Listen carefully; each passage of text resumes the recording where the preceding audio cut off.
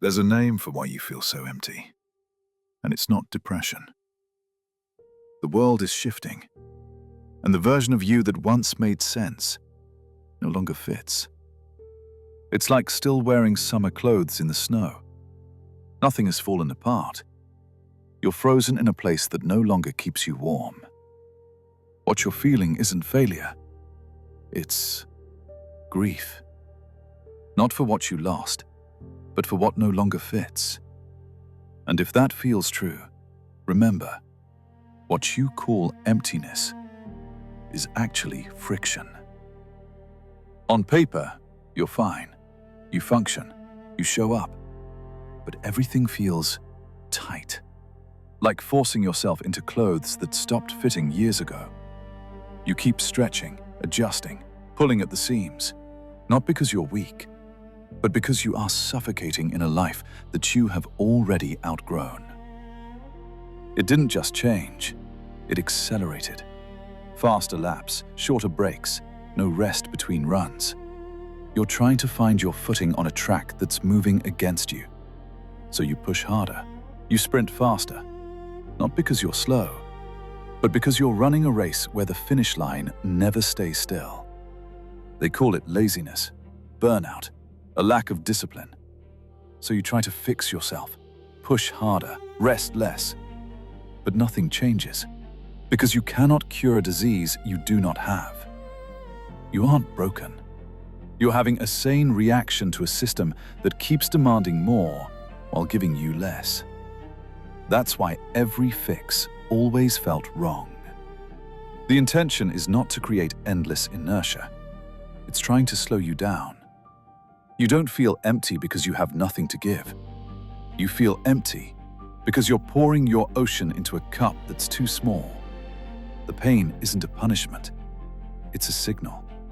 And if you listen closely, it's telling you exactly what you need to know.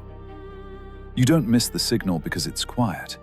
You miss it because the world is screaming. Notifications, updates, breaking news, dopamine. Silence doesn't feel peaceful anymore. It feels wrong, like something is about to go wrong. So you fill it. Scroll, react, keep moving. The signal didn't disappear. You just forgot how to listen. Listening isn't fixing. It's taking your hand off the door handle. It's sitting in the fire and not putting it out. You don't distract yourself. You don't explain it away. You let it burn long enough to see what it's illuminating. And once you finally see it, you realize listening doesn't just change you, it exposes you. It burns the script you were trained to survive. Agreeable, useful, compliant. It feels heavy because you're wearing a costume that no longer fits. It feels dangerous, not because you're lost, but because once the performance ends, nothing stays the same. That is when the panic hits. Not because you are lost, but because there is nowhere left to hide. The script is burned, the costume is gone, and standing still feels terrifying. Not because you are wrong, but because movement kept you ahead of the panic, busy enough not to feel, productive enough not to notice. Stopping removes that distance. What you avoided now has nowhere else to go.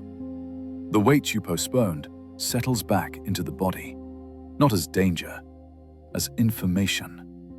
This is the moment everything you delayed asks to be acknowledged. And that is why you need to stop. Don't just slow down. Stop. Stop reaching for the next distraction. Stop refreshing the feed. The emptiness you feel, it is grief. Grief for the old version of you, the one that carried you this far, but cannot carry you forward. It isn't trying to hurt you. It is simply trying to tell you that you don't need to keep up.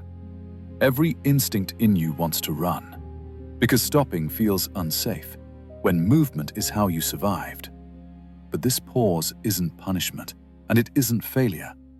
It is withdrawal. Not from yourself, from the adrenaline that kept you numb. It isn't asking you to decide. It is only asking you to feel and to accept. What you're meeting here isn't weakness. It's the after effect of living at a speed your body never agreed to. Nothing broke, nothing failed. This is what happens when momentum loosens and the body finally stops. The emptiness feels like being frozen, not stuck, not broken, just still after too much movement. It isn't asking you to escape it or fix it. It's asking you to stay long enough to feel what was postponed.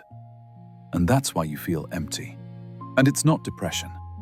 It's the moment after motion when everything finally slows enough to be felt. This is the journey. Not out there. Right here. Welcome home.